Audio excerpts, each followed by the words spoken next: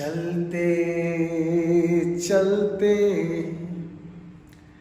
मेरे ये गीत याद रखना, चलते चलते मेरे ये गीत याद रखना, कभी अलविदा ना कहना, कभी अलविदा ना कहना।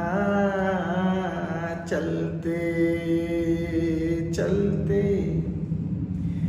मेरे ये गीत याद रखना, कभी अलविदा ना कहना, कभी अलविदा ना कहना। हंसते गाते बस यूं ही तुम मुस्कुराते रहना, कभी अलविदा ना कहना, कभी अलविदा ना कहना। चलते चलते मेरे गीत याद रखना, कभी अलविदा ना कहना, कभी अलविदा ना कहना।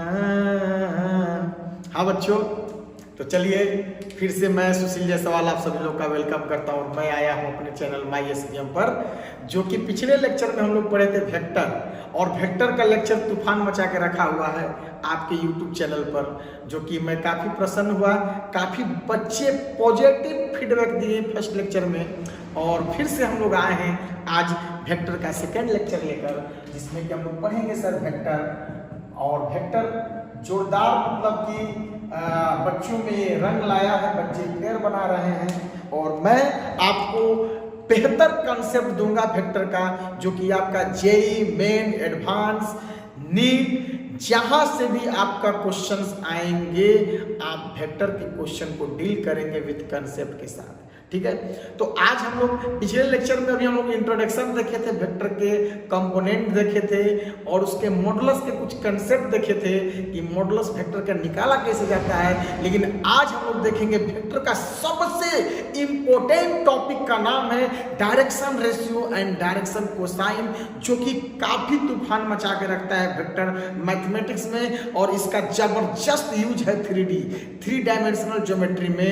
डायरेक्शन कोसाइन और डायरेक्शन रेशियो का यूज पूरे 3D के प्लेन में, लाइन में, और उसका एक टॉपिक ही बना दिया गया है डायरेक्शन रेशियो डायरेक्शन कोसाइन का। तो आज का टॉपिक हम लोग का है डायरेक्शन रेशियो,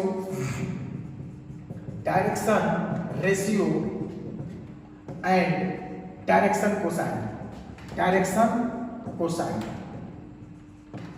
देखिए इन दोनों में एक यूनिक संबंध होता है। ठीक है, तो सबसे पहले हम लोग देखेंगे सर डायरेक्शन कोसाइन, उसके बाद जो हम लोग बात करते हैं डायरेक्शन रेशियो का, और उसके बाद देखेंगे सर दोनों में रिलेशन क्या होता है, what difference between direction ratio and direction cosine, what is direction ratio and what is direction cosine, and what is the relation between direction ratio and direction cosine. ठीक है, तो सबसे पहले हम लोग फर्स्ट टॉपिक देखेंगे what is direction cosine.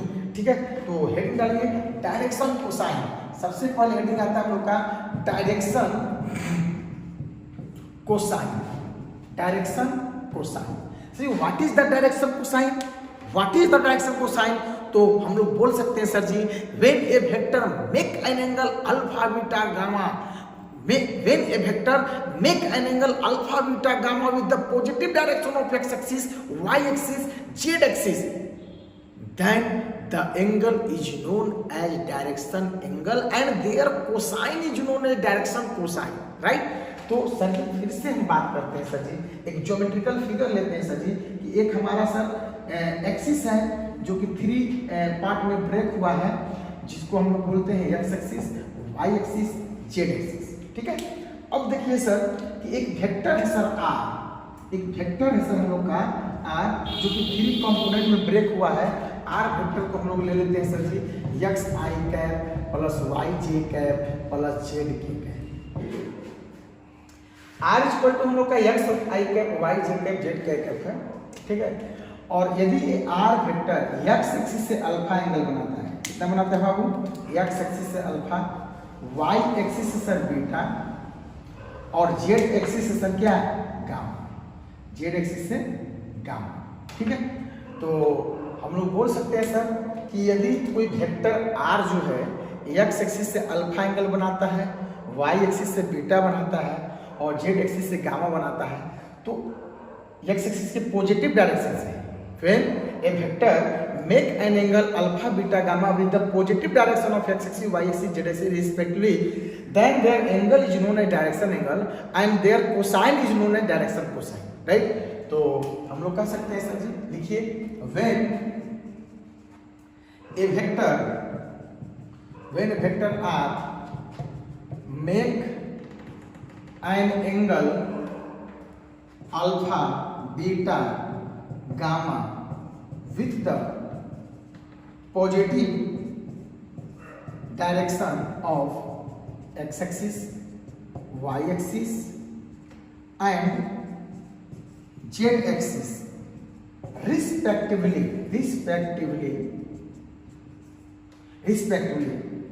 then the angle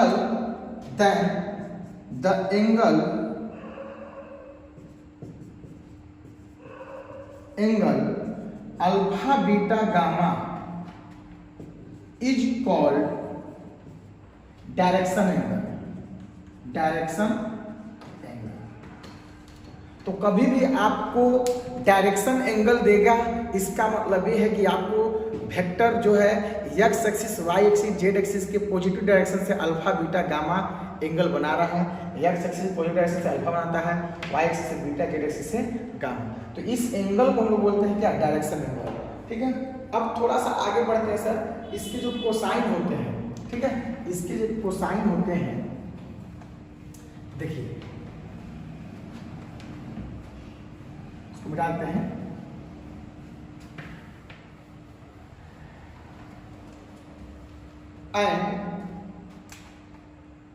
and their cosine of direction angle is called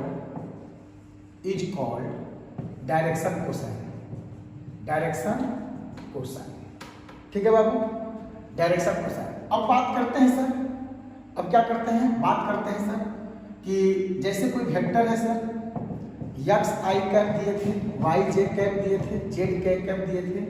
ठीक है, और यहाँ डायरेक्शन एंगल जो हो जाएगा, डायरेक्शन एंगल इसका डायरेक्शन एंगल ये अल्फा बीटा गामा हो गया, अल्फा बीटा गामा, और डायरेक्शन कोसाइन क्या हो जाएगा बाबू, तो इसके कोसाइन मतलब क्या होता है, कॉस होता है, यानी कॉस अल्फा हो जाएगा, कॉस बीटा हो जाएगा, कॉस गामा हो जाएगा। ठीक है, तो ये यहाँ पर डायरेक्शन कोसाइन को हम लोग एल एम एन से रिप्रेजेंट करते हैं। ठीक है, तो यहाँ कहेंगे डायरेक्शन कोसाइन को हम शॉर्ट में डीसी कहेंगे। Direction cosine is represented by small L, small M, small N. ठीक है, so we can say that L is equal to हो जाएगा cos alpha, no doubt, M is equal to हो जाएगा सर कॉस बीटा, और N is equal to हो जाएगा cos gamma. तो सिंपली कुछ नहीं है सर डायरेक्शन कोसाइन कि यदि कोई वेक्टर है और वेक्टर है तो उसके पास तीन कंपोनेंट होंगे ही, वो कंपोनेंट एक्स एक्सिस में टूटेगा, वाई एक्सिस में टूटेगा, जेड एक्सिस में टूटेगा।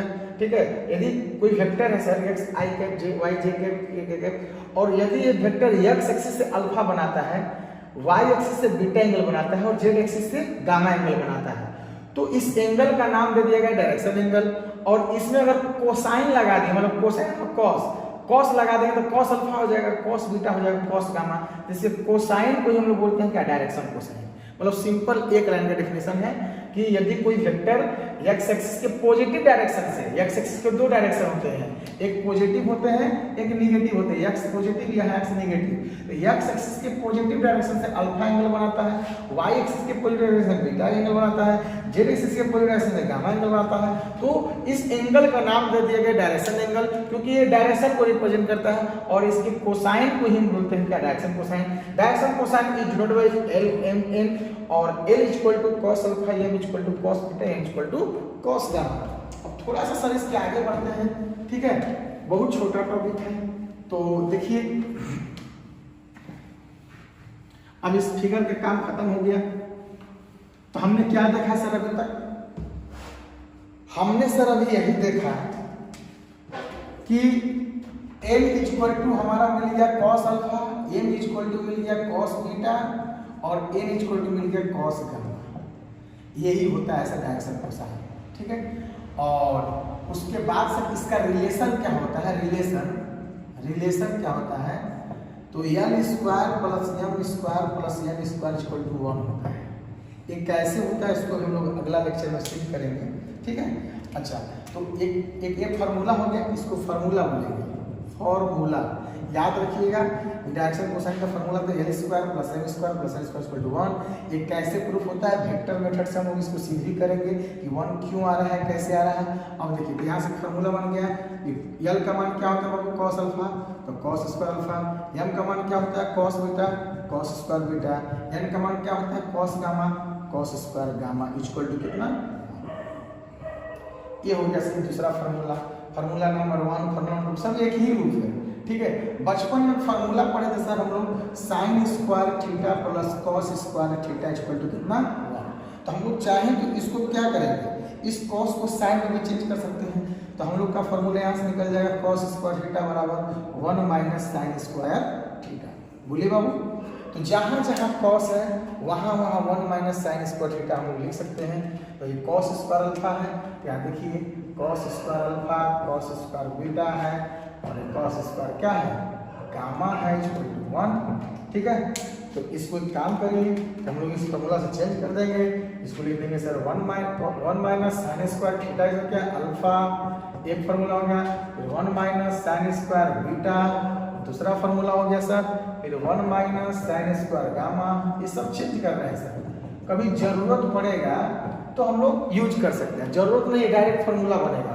एक कितना हो जाएगा सर जी, 3 हो जाएगा, minus sine square alpha minus sine square beta minus sine square gamma equal to कितना 1। अब इस 1 को इधर ला दीजिए, 3 माइनस 1 हो जाएगा। अब इसको उधर ले जाइए, फिर sign square alpha sign square beta sine square gamma, 3 में से एक जाएगा सर 2, तो हम लोग का हो जाएगा sign square alpha sign square beta sine square gamma, 3 में से एक जाएगा सर 2। ये हम लोग का एक जानदार फॉर्मूला हो गया सर कि sign square alpha minus sine square beta minus sine square gamma बराबर 2। अब देखिए सर, अब और हम लोग आतंकवादी दिमाग लगाएंगे कि सर इसको फॉर्मूला नंबर 1 मान लो, समीकरण नंबर 1, इसको समीकरण नंबर 2 मान लो और चेहरे पर हल्की सी मुस्कुराहट को रखिए, चेहरे पर हल्की से क्या रखिए, मुस्कुराहट रखिए, ठीक है। और 1 में से 2 को घटा दीजिए, समीकरण 1 माइनस समीकरण नंबर 2। इससे फायदा सर, इससे फायदा आपका ये होगा कि आपका एक फार्मूला होता है कि cos square theta minus sine square theta बराबर cos 2 थीटा। फिर से cos square theta minus sine square theta बराबर cos 2 थीटा। अब बताइए इसमें से जब इसको घटाएंगे तो ये देखिए cos square alpha minus sine square alpha, इसमें से जब इसको माइनस करेंगे तो ये वाला फार्मूला बनेगा और इसको लिख सकते हैं क्या, cos 2 alpha. cos square beta में से साइन स्क्वायर बीटा को घटाना है, cos 2 बीटा हो जाएगा। cos स्क्वायर गामा में से साइन स्क्वायर गामा को घटाना है, cos 2 गामा हो जाएगा। अब 1 में से सर 2 को घटाएंगे तो क्या हो जाएगा, -1 हो जाएगा। ये हम लोग का एक और फॉर्मूला बनेगा, तीसरा फॉर्मूला, ठीक है। तो अभी आपके पास एक छोटा सा फार्मूला से 3 फार्मूला बना, 1 2 3 4 फार्मूला। तो अब देखिए इसका देखते हैं वेक्टर फॉर्म में सब कैसे निकलता है। जैसे वेक्टर फॉर्म में कहते हैं कोई वेक्टर है sir ji r equal to X I cap Y J cap Z K cap, ठीक है बाबू। तो इसका सबसे पहले हम लोग देखेंगे क्या डायरेक्शन रेशियो क्या होता है। हम लोग कहेंगे डायरेक्शन रेशियो जो होता है सर, इसके वेक्टर के जो आई जे के कैप के जो कंपोनेंट होते हैं स्केलर कंपोनेंट को ही हम लोग बोलते हैं क्या डायरेक्शन रेशियो। तो इस वेक्टर का स्केलर कंपोनेंट कौन है, इस वेक्टर का सर स्केलर कंपोनेंट एक्स है वाई है जेड है, ये आपका क्या हो गया डायरेक्शन रेशियो। इसको डी आर को हम लोग बोलेंगे डायरेक्शन रेशियो। अगर मैं बात किया फिर से कि ये वेक्टर है sir a1 i cap b1 j cap c1 k cap, तो हम लोग कहेंगे डायरेक्शन रेशियो जो हो गया सर a1 b1 c1 हो गया। तो हम लोग कहेंगे सर सिंपली कि वेक्टर में जो वेक्टर के स्केलर कंपोनेंट है इसका नाम है सर ये स्केलर कंपोनेंट। क्या नाम है स्केलर कंपोनेंट।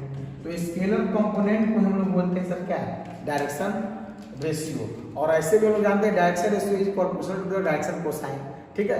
तो ये सब चीजें हो गई। जैसे सिंपली कोई वेक्टर देगा सर, जैसे a बराबर वेक्टर है 2i cap minus 3j cap plus 4k cap और कहेगा फाइंड डायरेक्शन रेशियो। आपके किताब में क्वेश्चन है, आप बना सकते हैं। तो डायरेक्शन रेशियो सिंपल है सर कि 2 हो जाएगा माइनस 3 हो जाएगा 4 हो जाएगा, क्योंकि हम लोग पिछले लेक्चर में देखे थे स्केलर कंपोनेंट क्या होता है। तो जो वेक्टर के स्केलर होते हैं वो स्केलर कंपोनेंट होते हैं। तो इसको हम लोग फटाक से लिख लीजिए, फिर हम लोग मिलते हैं।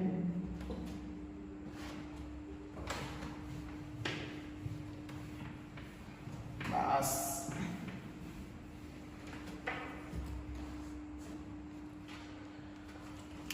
अब देखिए बाबू सिंपली जैसे वेक्टर है sir X I cap R ही लेते हैं, आर हम लोग plus Y J cap Z K cap है, ठीक है।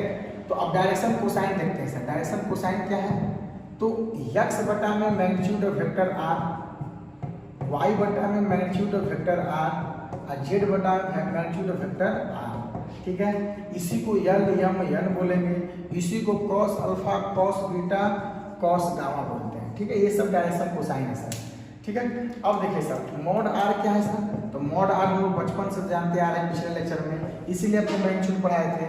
तो मैग्नीट्यूड क्या हो जाएगा इसका एक्स का स्क्वायर वाई का स्क्वायर जेड का स्क्वायर, ये इसका मैग्नीट्यूड हो गया।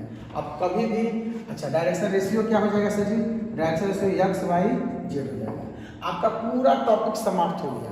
अगर कोई वेक्टर दिया है उसका डायरेक्शन रेशियो निकालना है X Y Z, direction cosine निकालना है तो स्केलर बटा मैग्नीट्यूड, यानी क्या है ये आपका यूनिट वेक्टर का डायरेक्शन रेशियो डायरेक्शन कोसाइन क्या है यूनिट वेक्टर। अभी हम लोग अगले लेक्चर में पढ़ेंगे यूनिट वेक्टर, वो ऑलवेज गिव डायरेक्शन।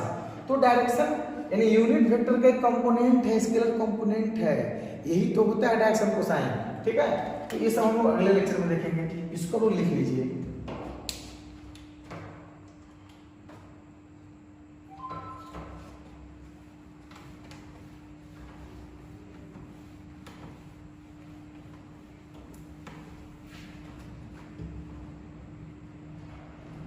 अब जैसे एक एग्जांपल देते हैं सर, एग्जांपल में एक वेक्टर है a बराबर आई कैप माइनस जे कैप प्लस के कैप और कहता है find direction ratio and direction cosine, ठीक है। तो देखिए डायरेक्शन रेशियो क्या हो जाएगा सर 1 माइनस 1 1 जो इसके स्केलर कंपोनेंट है, और डायरेक्शन कोसाइन क्या हो जाएगा सर जी, तो 1 बटा में रूट अंडर 1 का स्क्वायर प्लस माइनस 1 का स्क्वायर प्लस 1 का स्क्वायर माइनस 1 बटा में रूट अंडर, इसी को 2 बार लिखिए या इसको सोल्व करिए 1 1 1 या 1 बटा में 1 1 कितना हो जाएगा 3, यानी आपका डायरेक्शन कोसाइन जो आया सर वो आया कितना 1/√3 1/√3 1/√3, ठीक है। ये आपका आंसर है, इसको लिख लीजिए। तो ये आपका टॉपिक जो होता है बाबू समाप्त होता है। और आप लोग वेक्टर के एक्सरसाइज 10.2 में 2 क्वेश्चन सिर्फ दिए हुए हैं और एग्जाम्पल में 2 दिए हैं, 4 क्वेश्चन को आप लोग बनाइए और कोई भी टॉपिक का मतलब वेक्टर का इस टॉपिक का कोई भी क्वेश्चन होगा बनाइएगा, बनेगा। कंसेप्ट आपको तगड़ा दिए हैं, अभी क्वेश्चन इसका और अभी कराना है, ठीक है। तो जो हम लोग अगले लेक्चर में मिलेंगे एंगल से रिलेटेड निकालना, ठीक है।